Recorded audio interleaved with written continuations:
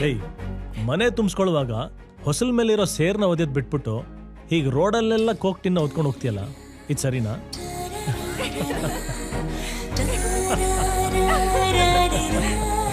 ಅಂದಾಗೆ ನಿಂಗೆ second hand lover ಓಕೆನಾ? ನನಗೆ ಸೆಕೆಂಡ್ ಹ್ಯಾಂಡ್ ಲವರೇ ಬೇಕು.